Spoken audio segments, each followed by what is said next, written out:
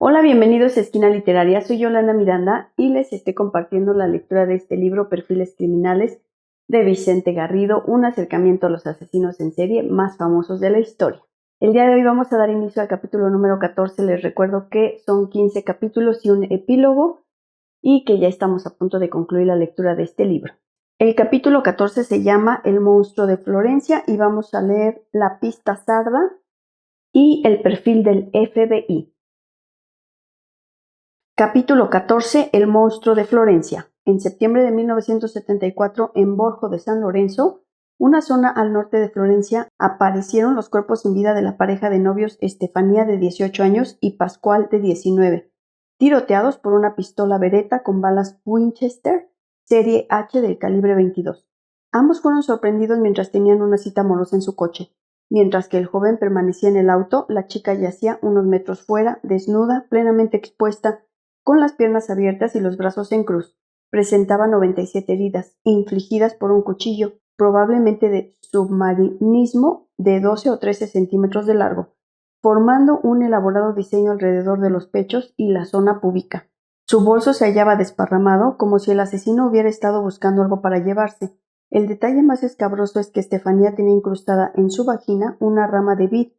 Ni en este ni en ninguno de los sucesivos crímenes se hallará nunca indicio alguno de violación o abuso sexual por parte del asesino.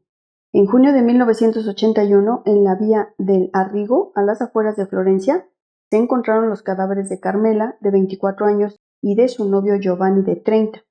Como en el caso anterior, ambos habían sido sorprendidos en su coche mientras hacían el amor, y de nuevo fueron tiroteados por la misma pistola, y otra vez la mujer fue arrastrada fuera del coche y abandonada en el mismo modo escenificado de la vez anterior. Pero esta vez había un elemento nuevo y brutal. La zona púbica de la mujer había sido mutilada por el agresor, que le había extirpado quirúrgicamente la vagina. Comentando esta escena del crimen, Mario Spezzi señaló: «Lo que más me impresionó fue la frialdad de la escena. Todo estaba compuesto de manera artificial, sin signos de lucha o de confusión. Parecía como un diorama en un museo». También se encontraron los objetos del bolso de la chica desparramados en el suelo. Estefano, de 26 años, y Susana, de 24, fueron las siguientes víctimas del monstruo, asesinados en octubre de 1981 en los campos de Bartolín. Otra vez fueron ambos tiroteados con la misma pistola, y Susana fue hallada unos metros fuera del vehículo, con los brazos extendidos y las piernas abiertas, con la vagina extirpada mediante un cuchillo de idénticas características que en el caso anterior. Una pareja que se dirigía por la misma carretera en sentido contrario y que pasó junto a la escena del crimen declaró que vio a un hombre solo conduciendo un Alfa Romeo rojo que provenía del lugar de los asesinatos. La siguiente acción del monstruo de Florencia sucedió en junio de 1982 en Montespertoli. Las víctimas fueron esta vez Paolo, de 22 años, y Antonella, de 20. Los dos murieron tiroteados con la misma Beretta y no hubo escenificación del crimen ni mutilación de la mujer porque Paolo consiguió mover el coche cuando el asesino irrumpió mientras hacían el amor. Por desgracia para los novios, cuando el coche echó marcha atrás, quedó atorado en la cuneta, momento que aprovechó el monstruo para apagar las luces mediante disparos a los focos, rematando a los jóvenes a continuación con nuevos disparos. Luego arrancó las llaves del vehículo y las arrojó unos 100 metros de distancia de la escena del crimen antes de huir. En septiembre de 1983 apareció en Giogoli una escena del crimen del monstruo que también tenía características diferentes. La razón fue que, según han señalado los investigadores que han estudiado a este asesino en serie, este se confundió y tomó a una de las víctimas de la pareja de homosexuales alemanes Meyer y Roche por una mujer. Así pues, cuando les tiroteó con la Beretta, aprovechando que ambos estaban en el interior de su furgoneta y se dio cuenta de que el pelo largo rubio de uno de ellos pertenecía a un hombre, dejó la escena sin más. La nueva acción homicida del monstruo señaló la vuelta del patrón básico, más un añadido macabro, cuando en julio de 1984 fueron hallados los cuerpos sin vida de Pía y Claudio, en la localidad de Vicchio. Ambos fueron tiroteados y luego acuchillados múltiples veces. Pía había sido arrastrada unos 10 metros fuera del coche. Luego el asesino extirpó la vagina y añadió la amputación mediante cuchillo del seno izquierdo. Estas mismas mutilaciones se produjeron en el cuerpo de Nadine, una mujer de 36 años que estaba haciendo el amor con Jean Michel. un joven de 25, en su tienda de campaña instalada en Scopeti, en septiembre de 1985. El monstruo rajó la tienda con su cuchillo y luego tiroteó a la pareja. Cuando Jean-Michel huyó corriendo porque solo estaba levemente herido, el asesino le persiguió y le alcanzó, acuchillándolo y finalmente degollándolo. Posteriormente regresó a la tienda y mutiló el cadáver de Nadine. Un día después de este crimen, la fiscal del caso, Silvia Della Mónica, recibió un sobre cuya dirección estaba hecha con letras recortadas de periódicos. En su interior había otro sobre pequeño que contenía un plástico con sangre perteneciente al seno amputado del cuerpo de Nadine. La fiscal, presa del terror, abandonó el caso. La pista sarda. Unos pocos días después de los asesinatos de 1982 de Antonella y Paolo, un sargento de la policía, Francesco Fiori, recordó el doble crimen de Barbara Locchi y Antonio Lobianco, perpetrado en 1968, cuando él estaba destinado en la localidad de Signa. Su iniciativa para comprobar si había alguna relación entre estos hechos permitió descubrir que la pistola era la misma en ambos escenarios. También se puso de relieve que las balas empleadas provenían de una misma caja de 50 proyectiles. Este hecho fue crucial porque dejaba meridianamente claro que Stefano Mele, el marido de la mujer asesinada y el único condenado por el doble crimen, no podía ser el monstruo de Florencia, ya que tanto en 1974 como en 1981 Mele estaba en la cárcel. Esto motivó que en aquellos años la policía pensara que Stefano Mele tuvo un cómplice en los crímenes de 1968, cómplice que conservaría la pistola empleada en ellos, que nunca se recuperó, y que sería el autor de la serie de asesinatos de Florencia. Siguiendo lo que desde entonces se denominó pista sarda, la policía investigó en los siguientes años a las personas asociadas con Mele, y 2 hombres entraron en la cárcel acusados de ser el monstruo, los hermanos Salvatore y Francesco Vinci. Ambos habían sido amantes de la mujer de Stefano Mele, Barbara Locchi. Se trataba de hombres violentos de procedencia sarda de la isla de Córcega, que habían emigrado a la Toscana por sus acciones violentas y la miseria que reinaba en su tierra natal. Se cree que Salvatore Vinci había asesinado a su mujer cuando vivía en la isla, amañando una escena de suicidio mediante inhalación de gas. Salvatore habría sacado a tiempo a su hijo Antonio, de 1 año de edad, evitando que muriera por su exposición al gas. Preston y Specie dan como hecho casi seguro que fue Salvatore el que acompañaba a Mele en el crimen de Bárbara y Lobianco, y el poseedor de la pistola de los asesinatos.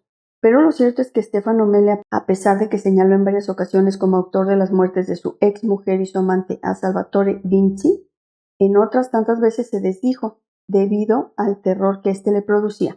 Salvatore, en un obseso sexual al que le gustaba protagonizar orgías con personas de ambos sexos, a causa de esto una mujer que convivió con él largo tiempo, Rosina, huyó del hogar, dejando de nuevo sin su segunda madre a su hijo Antonio.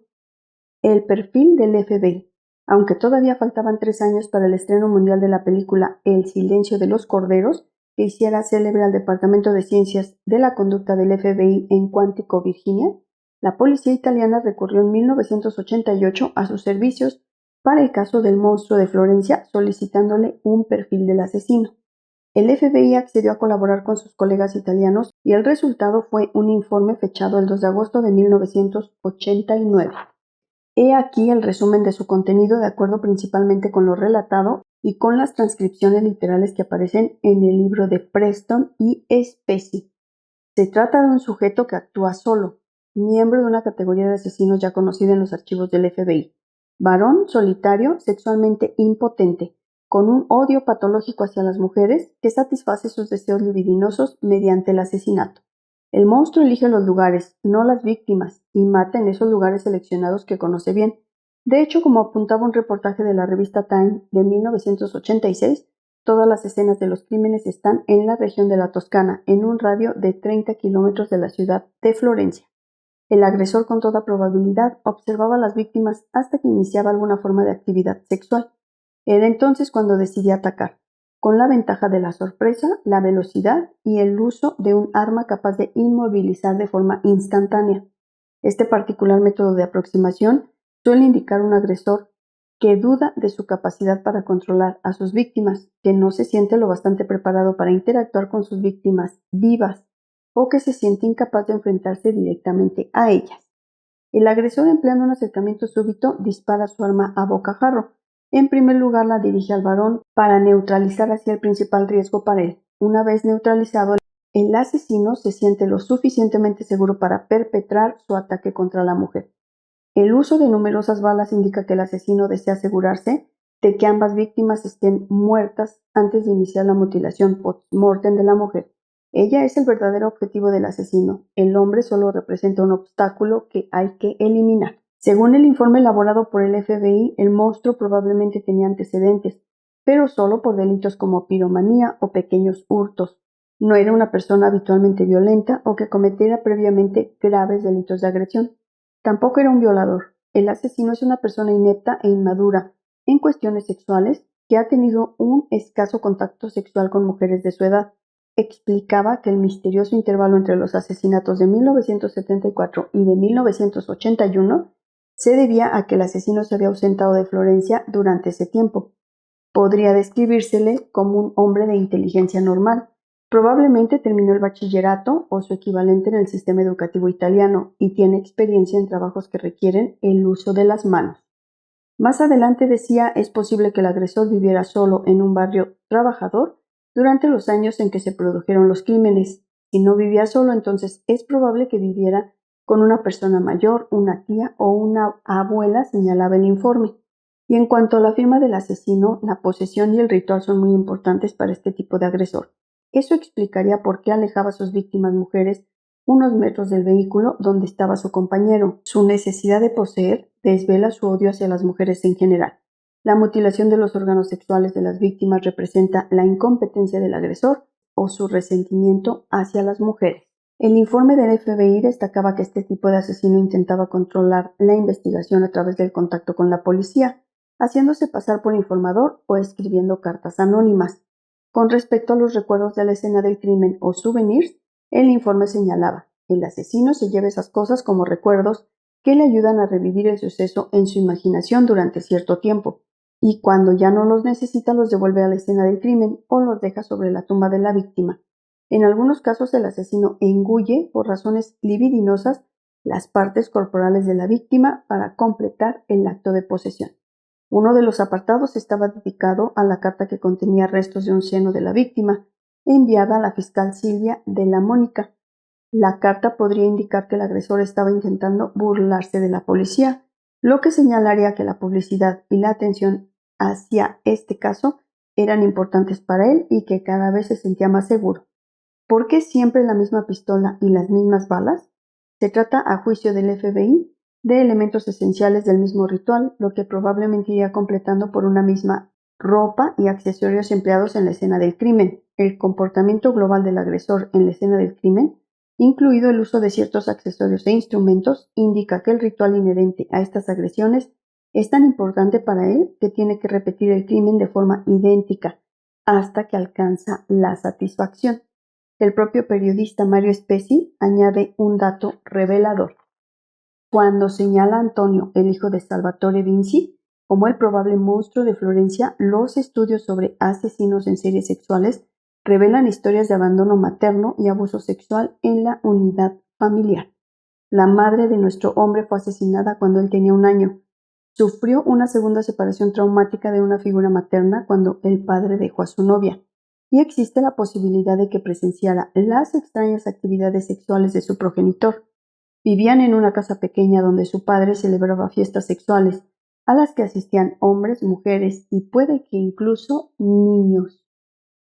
Espero que les haya gustado la lectura del día de hoy de este libro, Perfiles Criminales, de Vicente Garrido. Recuerden que los invito a que se suscriban al canal, me dejen sus comentarios, le den like a la lectura, la compartan y me sigan en mis redes sociales. Los espero el próximo martes para continuar con esta lectura. Muchas gracias por escuchar.